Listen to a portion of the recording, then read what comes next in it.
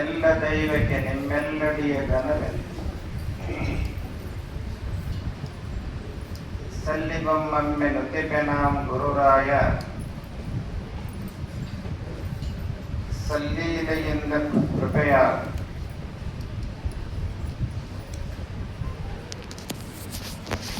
ಸದಾ ಸ್ಮರಣೀಯರಾದ ಬಸವಾದಿ ಶಿವಶರಣರನ್ನ ದಯಾಗನ ಶ್ರೀ ಗವಿಸಿದ್ದೇಶನನ್ನ ಮಹಾಮಹಿಮರಾದ ಶ್ರೀ ಚನ್ನವೀರ ಶರಣರನ್ನ ಈ ಸಂದರ್ಭದಲ್ಲಿ ಸ್ಮರಿಸಿ ಶರಣರ 31ನೇ ಪುಣ್ಯ ಸ್ಮರಣೋತ್ಸವ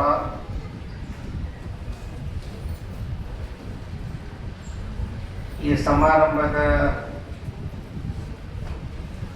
ಸಾನ್ನಿಧ್ಯ ವಹಿಸಿದ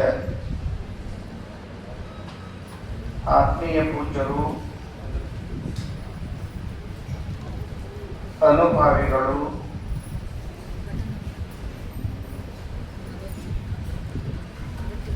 ಕಡಲವಾಡು ಶಾಖಾ ಗವಿಮಠದ ಅಧ್ಯಕ್ಷರಾದ ಪೂಜ್ಯ ಶ್ರೀ ಮರಿಶಾಂತಿವೀರ ಮಹಾಸ್ವಾಮಿಗಳಲ್ಲಿ ಶರಣೆಂದು, ಸಂದರ್ಶಕರು, ಶ್ರೇಷ್ಠ ಪ್ರಾಧ್ಯಾಪಕರು, ಈ ಸಮಾರಂಭದ ವಿಶೇಷ ಉಪನ್ಯಾಸಕರಾದ ಮಾನ್ಯ ಶ್ರೀ ಎಸ್.ಎಂ. ಶಿವಪ್ರಸಾದ್ ಅವರೇ, ನಮ್ಮ ಸ್ವಾಗತ ಸಮಿತಿಯ ಅಧ್ಯಕ್ಷರೇ, ಉಪಾಧ್ಯಕ್ಷರೇ, ಕಾರ್ಯದರ್ಶಿಗಳೇ, ಸಮಿತಿ ಎಲ್ಲ ಸದಸ್ಯರೇ, ಶರಣರ ಬಳಗ ಬೆಂಗಳೂರು ಅನೇಕ ಭಾಗಗಳಿಂದ ಆಗಮಿಸಿದ ಎಲ್ಲ ಸದ್ಭಕ್ತರೇ, ತಾಯಂದರೇ, ಯುವಕರೇ, ಮುದ್ದು ಮಕ್ಕಳೇ, ನಿಮ್ಮೆಲ್ಲರಿಗೂ ಶರಣಾರ್ಥಿಗಳು.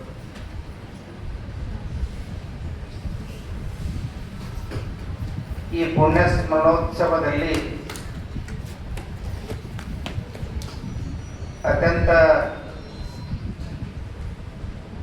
ಮೌಲ್ಯ ತುಂಬಿದ ವಿಚಾರಗಳನ್ನು, ಸಂದೇಶಗಳನ್ನು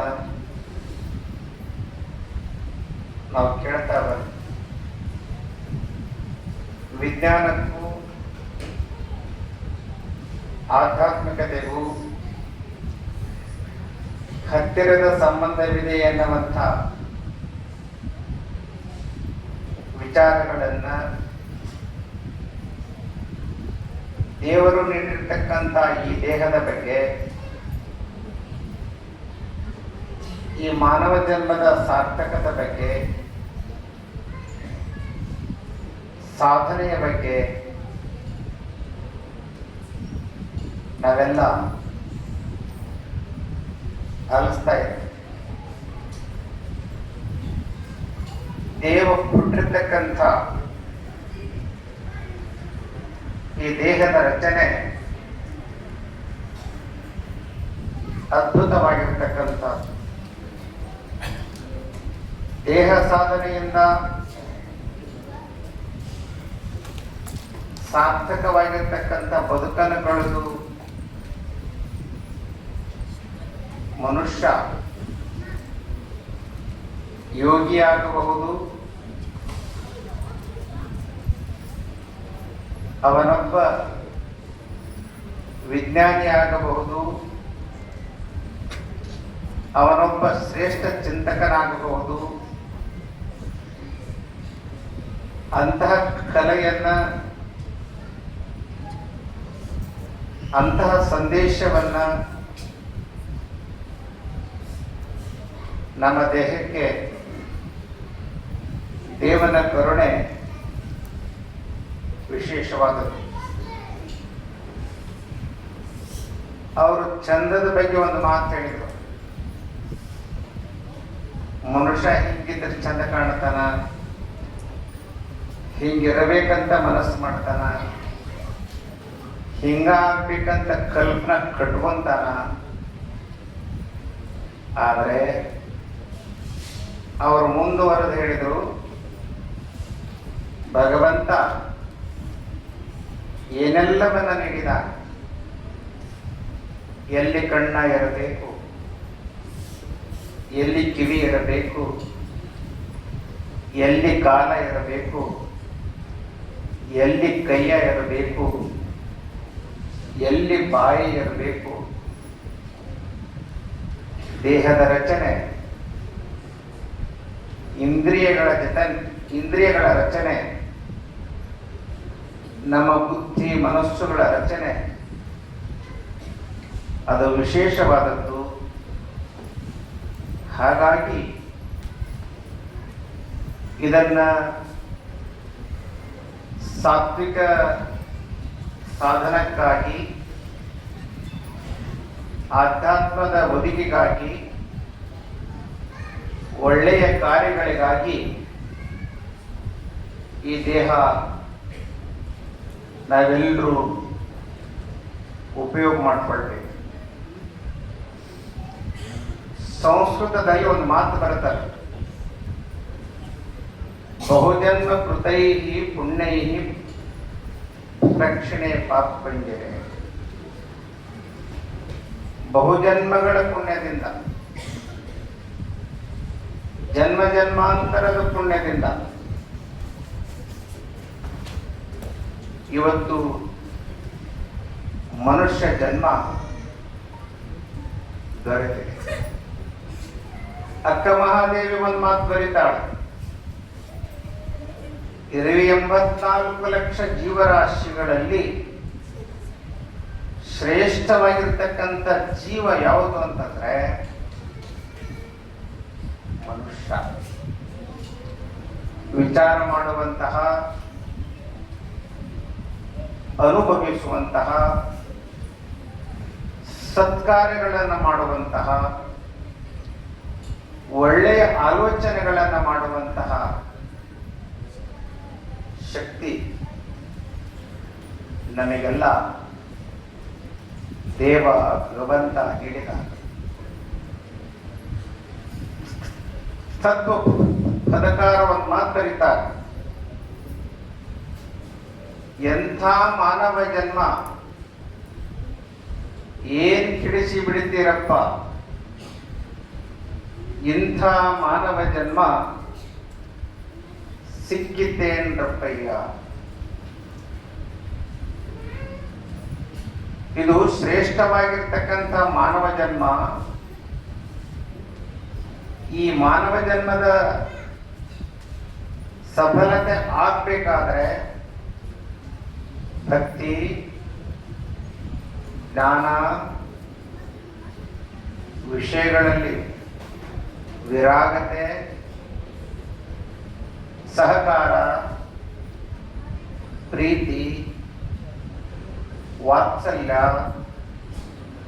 ಕರುಣೆ, ದಯಾ ಇವೆಲ್ಲವುಗಳನ್ನು ಅಳವಡಿಸಿಕೊಂಡು ನಾವು ಬದುಕುವಂತಹ ಪ್ರಯತ್ನವನ್ನ ಮಾಡಬೇಕು. ಅವರು ಹೇಳ್ತಾ ಇದ್ರು, ಎಲ್ಲದಕ್ಕೂ ಮುಖ್ಯವಾಗಿ ಬೇಕಾಗಿರ್ತಕ್ಕಂಥದ್ದು ದ್ವೇಷ, ಅಸೂಯೆ ಅಲ್ಲ, ಪ್ರೀತಿ, ವಿಶ್ವಾಸ, ದಯಾ, ಕರುಣೆ. ಅದನ್ನು ಅಳವಡಿಸಿಕೊಂಡು ನಾವು ಕೂಡ ಶರಣರಾಗಬೇಕು, ಶರಣೀಯರಾಗಬೇಕು, ಸಂತ ಮಹಂತರಾಗಬೇಕು, ಸಾಧು ಸತ್ಪುರುಷರಾಗಬೇಕು. ಆ ಮಾರ್ಗದಲ್ಲಿ ನಡೆಯುವಂತಹ ಪ್ರಯತ್ನವನ್ನ ಮಾಡಬೇಕು. ಶರಣರು ಎಷ್ಟು ತಮ್ಮ ವಚನಗಳಲ್ಲಿ ಅಪರೂಪದ ಸಂದೇಶವನ್ನು ನೀಡುತ್ತಾರೆ ಅಂತಂದ್ರೆ, ಎಳೆ ನಿಮ್ಮದಾನ, ಬೆಳೆ ನಿಮ್ಮದಾನ, ಸುಳಿದು ಸೂಸುವ ಗಾಳಿ ನಿಮ್ಮದಾನ, ಎದ್ದು ನಿಮ್ಮದಾನ,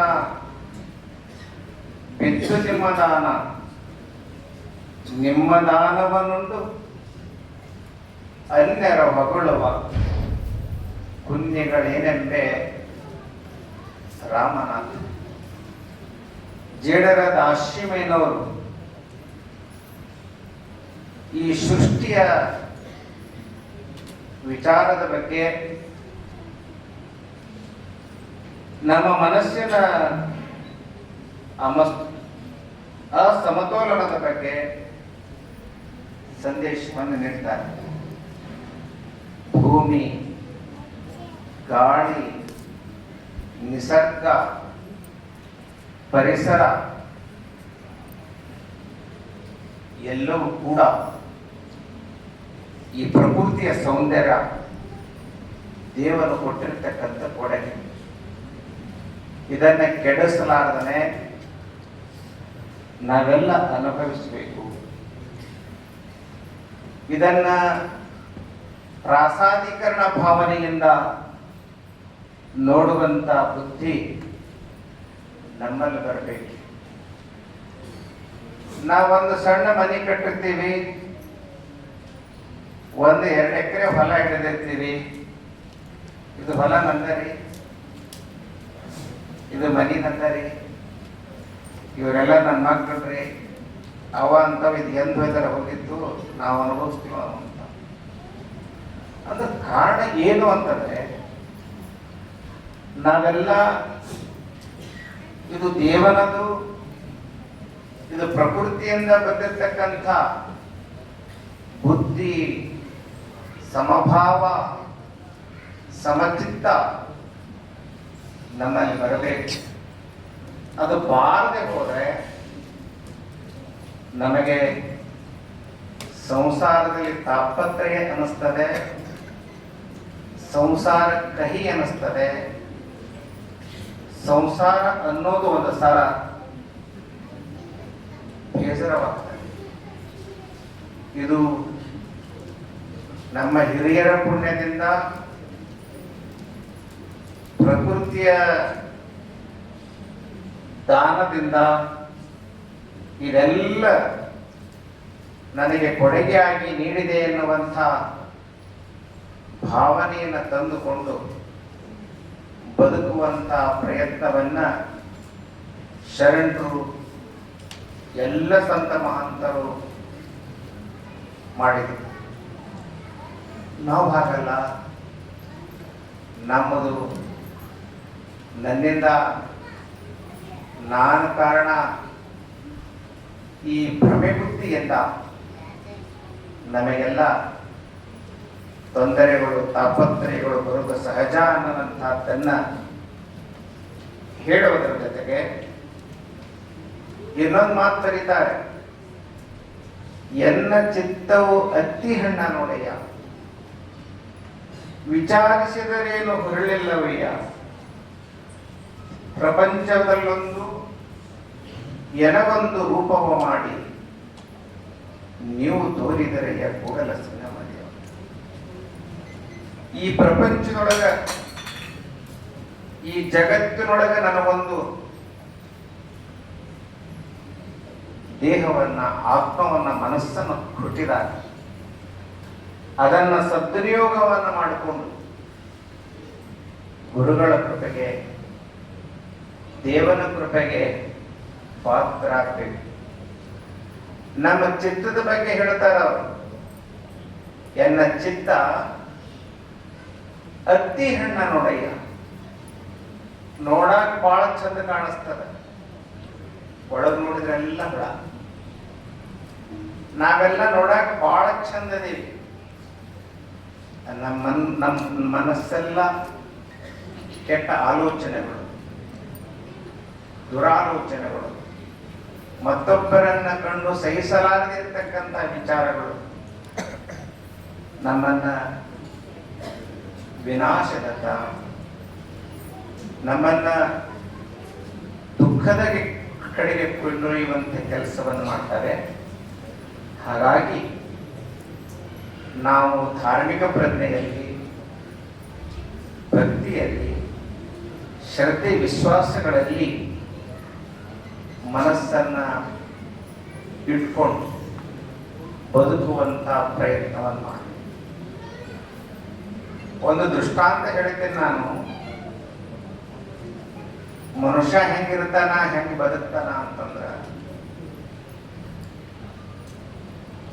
ಈ ನವಲಗುಂದದ ನಾಗಲಿಂಗಪ್ಪ ಬಾಗಲಕೋಟೆ ಕಡೆ ಹೊಂಟಿದ್ದವ, ಲೀಲಾ ಪುರುಷ ಏನಂತಾನ ಅದಾಗಿ ಏನ್ ಹೇಳ್ತಾನ ನಡೀತಿತ್ತು. ದಾರಿ ಒಳಗೆ ಹೋಗುವ ಮುಂದ ಅವನ ಹಸಿವಾದ, ಗಿರಣಿಗೆ ಆದ. ಒಂದು ಗುಡಿಸಲ ನೋಡದ, ಹೊಲದ ಗುಡಿಸಲಿತ್ತು.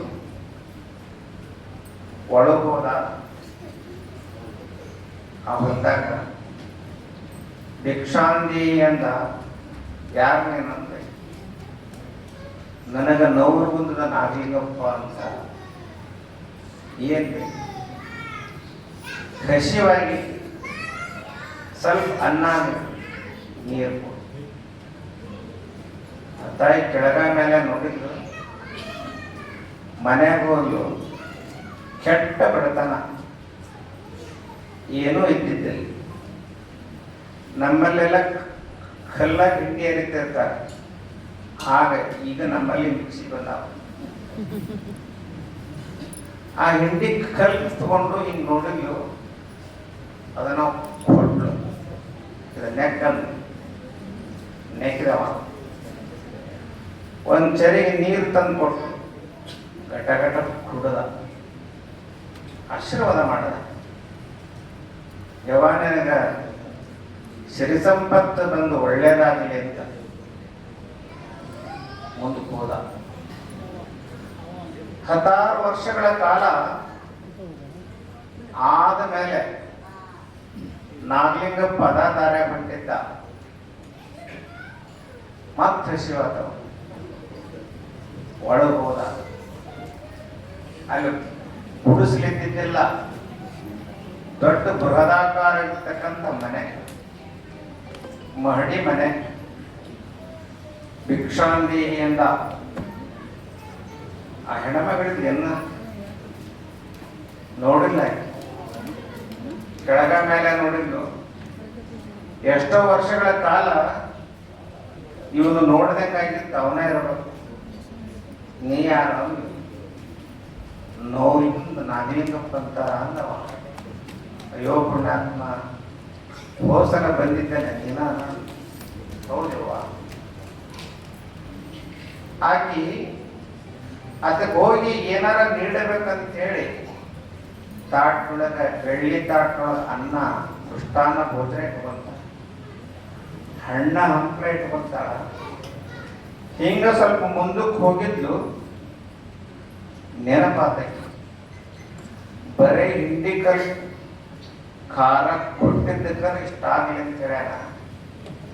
ಈಗ ಬಂದ ಬೆಳ್ಳಿ ತಾಟ್ನೊಳಗೆ ಈ ಮೃಷ್ಟಾನ್ನ ಭೋಜನ, ಈ ಹಣ್ಣ ಹಂಪಲ ಕೊಟ್ಟ ಕಡಿಮೆ ಆಗ್ಲಂದ್ರೆ ಏನ್ ಮಾಡೋದು? ದಿನಂತೂ ಜಾಸ್ತಿ ಕೇಳಲ್ಲ. ಮತ್ತೆ ಒಳಗೆ ಹಿಂಡಿ ಕಲ್ಲ ತಗೊಂಡು ಕೊಟ್ಲು. ನೆಕ್ಕಿದ. ನೀರು ಕುಡದ. ಹೊಟ್ಟೆ ತುಂಬ್ತೇನಂತ ಯಾವ ಹೊಟ್ಟ್ಯಾಗ ಖಾರ ಕಲಿಸ್ದಂಗ ಆತು ಅಂತ. ಹೋಸಲ ಕೊಟ್ಟಿದ್ದ ತಣ್ಣಗಾಗಿತ್ತು, ಈ ಸಲ ಖಾರ ಕಲಿಸ್ದಂಗ ಆತು. ಏನು ಒಂದು ಒಳ್ಳೇದಾಗ್ಲಿ, ಎತ್ತರ ಬೆಳಿಲಂತ ಹೇಳಿದ್ದೆ. ಆದ್ಮೇಲೆನೂ ನಿನಗೆ ಕೊಡುವಂತ ಬುದ್ಧಿ ಬರ್ಲಿಲ್ಲಲ್ಲ. ನೀ ಹೆಂಗದಿ ಹಂಗಾದಂತ ಆಶೀರ್ವಾದ ಮಾಡಿ. ಕಾರಣ ಏನು ಅಂತಂದ್ರೆ, ನಮ್ಮ ಚಿತ್ತ ಅದು ಅತಿ ಹಣ್ಣ. ಒಳ್ಳೇದನ್ನ ವಿಚಾರ ಮಾಡಕ್ಕೆ ಬಿಡೋದಿಲ್ಲ. ಒಳ್ಳೆಯದನ್ನು ಸದೃಢವಾಗಿ ವಿಚಾರ ಮಾಡುವಂತಹ ಅಂತಹ ಗುಣಗಳನ್ನು ನಮ್ಮಲ್ಲಿ ಅಳವಡಿಸಿಕೊಳ್ಳುವಂತಹ ನಮ್ಮ ಬದುಕಿಗೆ ಬದಲಾವಣೆ ಮಾಡುವಂತಹ ವಿಚಾರಗಳಿಂದ ನಾವು ನಮ್ಮ ಬದುಕನ್ನು ಕಟ್ಟಿಕೊಳ್ಳುವಂತಹ ಪ್ರಯತ್ನವನ್ನು ಮಾಡೋಣ ಅನ್ನುವಂಥ ಮಾತನ್ನು ಈ ಪ್ರಸಂಗದಲ್ಲಿ ಹೇಳಿ, ನಿಜವಾಗ್ಲೂ ಶರಣರ ಪುಣ್ಯ ಸ್ಮರಣೆ ಇದೊಂದು ನೆಪ.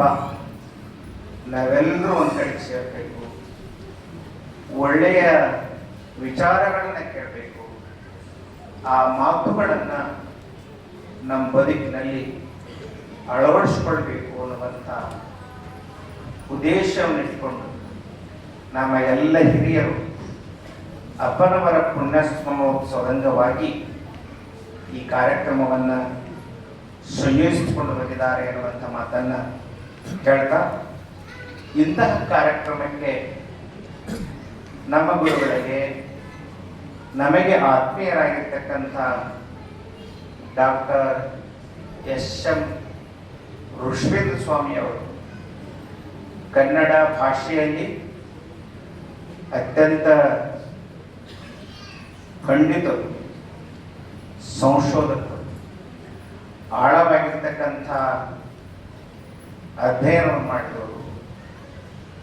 ಜೊತೆಗೆ ಧಾರವಾಡ ಕರ್ನಾಟಕ ವಿಶ್ವವಿದ್ಯಾಲಯದಲ್ಲಿ ನಮ್ಮ ಉತ್ತರ ಕರ್ನಾಟಕದಲ್ಲಿ ಸಾಹಿತ್ಯ ಕ್ಷೇತ್ರದಲ್ಲಿ ಬಹುದೊಡ್ಡ ಹೆಸರನ್ನು ಮಾಡಿರ್ತಕ್ಕಂಥ ಶ್ರೇಯಸ್ಸು ನಮ್ಮ ಋಷಭೇಂದ್ರ ಸ್ವಾಮಿಯವರು ಸಲ್ತದೆ.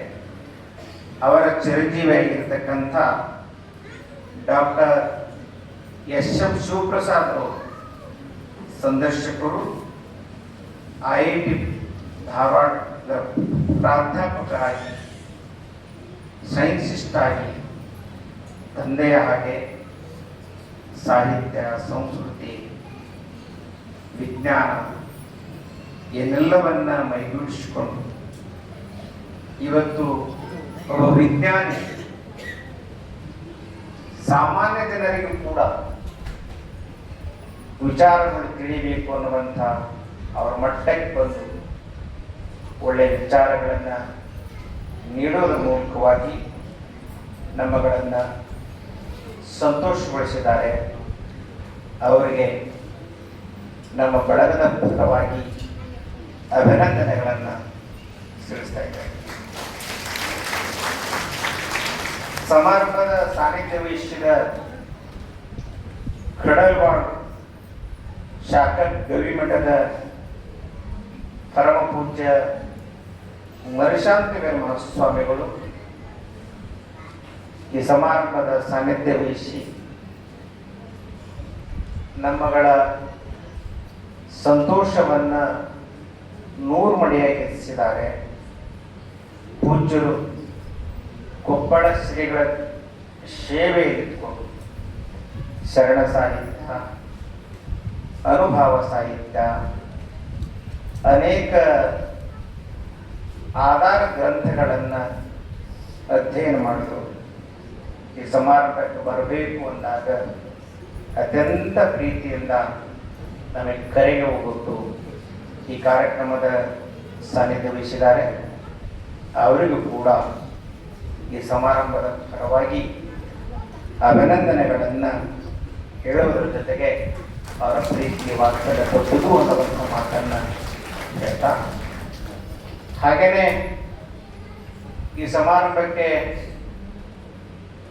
ವಿಶೇಷವಾಗಿರ್ತಕ್ಕಂಥ ಸಂಗೀತ ಸುಧೆಯನ್ನು ನೀಡಿರ್ತಕ್ಕಂಥ ಗೀತಾ ಭಕ್ತರವರಿಗೆ ಪೂಜ್ಯರ ಆಶೀರ್ವಾದ ನಿರಂತರವಾಗಿ ಇರಲಿ ಎನ್ನುವಂಥ ಮಾತನ್ನು ಈ ಪ್ರಸಂಗದಲ್ಲಿ ಹೇಳ್ತಾ, ಹಾಗೆಯೇ ಇವತ್ತು ಈ ಕಾರ್ಯಕ್ರಮದಲ್ಲಿ ನಮ್ಮ ಅಂಧರ ಕಲ್ಯಾಣಾಶ್ರಮದಲ್ಲಿ ಸುಮಾರು ವರ್ಷಗಳ ಕಾಲ ಅಧ್ಯಯನವನ್ನು ಮಾಡಿದವರು, ಆಶ್ರಮದಲ್ಲಿ ಉಚಿತವಾಗಿರ್ತಕ್ಕಂಥ ಪ್ರಸಾದ ಶಿಕ್ಷಣವನ್ನು ಪಡೆದವರು ನಮ್ಮ ಸಿದ್ದರಾಮ್ ಜೀವಿನಿಯವರು ಇವತ್ತು ಕೋರ್ಟ್ನಲ್ಲಿ ಕೆಲಸ ಮಾಡ್ತಾರೆ ಅಂತಂದರೆ ಅವರೊಬ್ಬ ಪ್ರತಿಭಾವಂತ ವಿದ್ಯಾರ್ಥಿಯಾಗಿ ಬದುಕನ್ನು ಕಟ್ಕೊಂಡಿದ್ದಾರೆ ಅಂತಂದರೆ ನಿಮ್ಮೆಲ್ಲರ ದಾನ ದತ್ತಿಯಿಂದ ಅನ್ನುವಂಥ ಮಾತನ್ನು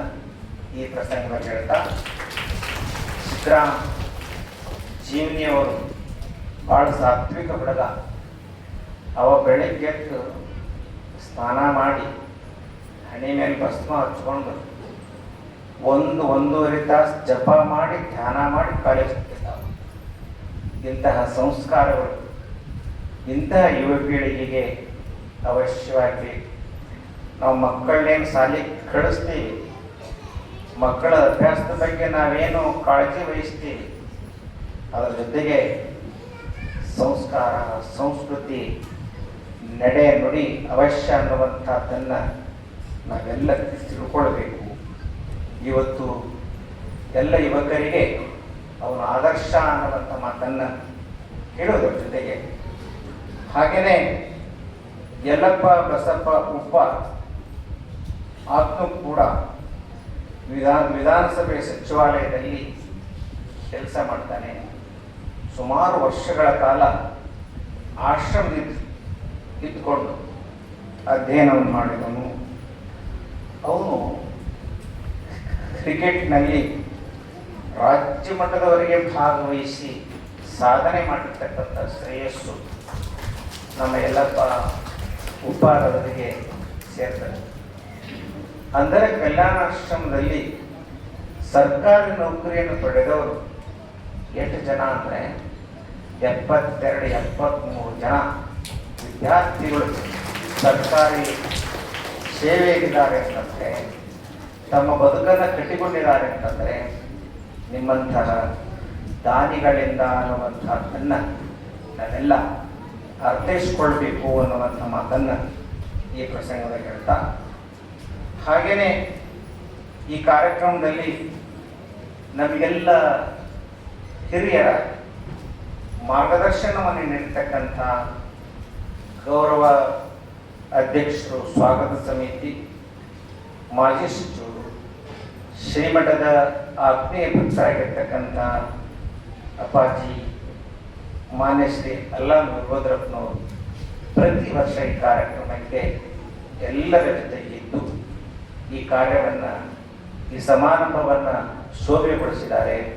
ಅವರಿಗೆ ಕೂಡ ಅಜ್ಜನ ಆಶೀರ್ವಾದ ನಿರಂತರವಾಗಿದ್ದೀವಿ ಎನ್ನುವಂಥ ಮಾತನ್ನು ಹೇಳುವುದರ ಜೊತೆಗೆ ಶ್ರೀಮಠದ ಆತ್ಮೀಯ ಭಕ್ತರು, ಅಜ್ಜನ ಕರುಣೆಯಲ್ಲಿ ಬೆಳೆದವರು, ಈ ಸಮಿತಿಯ ಗೌರವ ಉಪಾಧ್ಯಕ್ಷರಾಗಿರ್ತಕ್ಕಂಥ ಅಪ್ಪಾಜಿ ಮಾನ್ಯ ಶ್ರೀ ಬಸವರಾಜ್ ಪಾಟೀಲ್ ಅನ್ವರಿಯವರು ಈ ಸಮಾರಂಭದ ಭಾಗವಹಿಸುವುದರ ಜೊತೆಗೆ ನಮ್ಮೆಲ್ಲ ಬಳಗಕ್ಕೆ ಮಾರ್ಗದರ್ಶನವನ್ನು ನೀಡುವುದರ ಮೂಲಕ ಈ ಒಂದು ಕಾರ್ಯಕ್ಕೆ ಶೋಭೆ ತಂದಿದ್ದಾರೆ.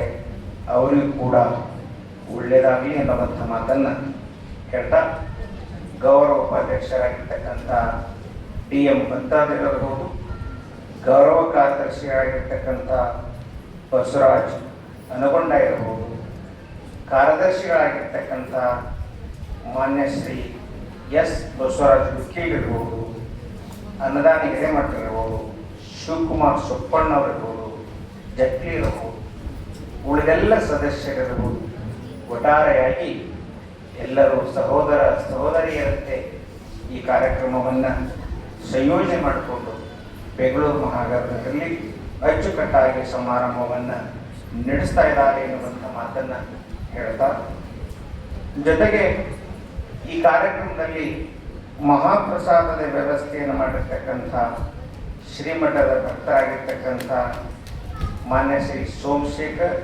ಬಸಗೌಡರವರು, ಡಾಕ್ಟರ್ ಬಸವರಾಜ್ ಸಂಗಣ್ಣ ಕೋಣನವರು, ನಂದೀಶರಣ್ ಜಿ ಚೌಕಿ ಮತ್ತು ಶ್ರೀಮತಿ ಮಂಗಳಾ ಪ್ರಕಾಶ್ ದೇವರವರು, ಇನ್ನೂ ಅನೇಕ ಈ ಒಂದು ಕಾರ್ಯಕ್ರಮಕ್ಕೆ ಸಹಾಯ ಸಹಕಾರವನ್ನು ನೀಡಿದ್ದಾರೆ ಎನ್ನುವಂಥ ಮಾತನ್ನು ಹೇಳ್ತಾ, ನಮ್ಮ ಶ್ರೀಮಠದ ಭಕ್ತರಾಗಿರ್ತಕ್ಕಂಥ ವಿಜಯ್ ಕುಮಾರ್ ಭಕ್ತರವರು ಮೊನ್ನೆ ನಾನು ಮನೆಗೆ ಹೋಗಿದ್ದೆ, ಒಂದು ಮಾತಾಡಿದರು.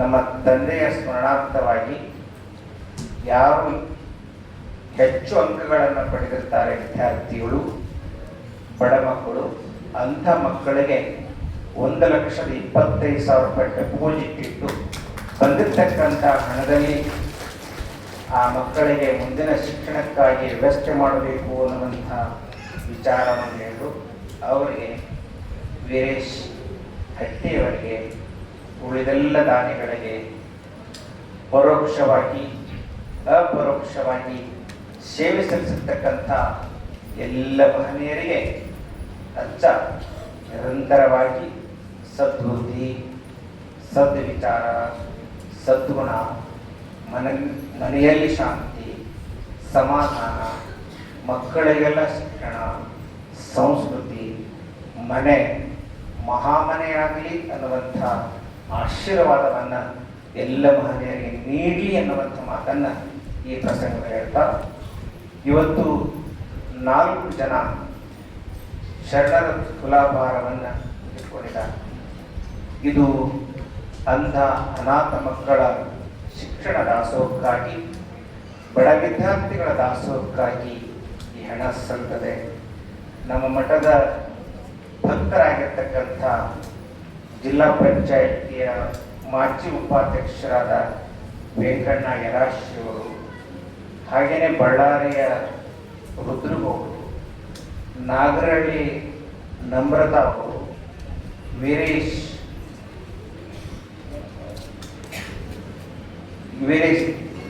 ಎಸ್ ಟಿ ಅವರು ಕೂಡ ಈ ತುಲಾಭಾರದ ಭಕ್ತಿ ಸೇವೆಯನ್ನು ಸಲ್ಲಿಸಿದ್ದಾರೆ ಎನ್ನುವಂಥ ಮಾತನ್ನು ಈ ಪ್ರಸಂಗದಲ್ಲಿ ಹೇಳ್ತಾ,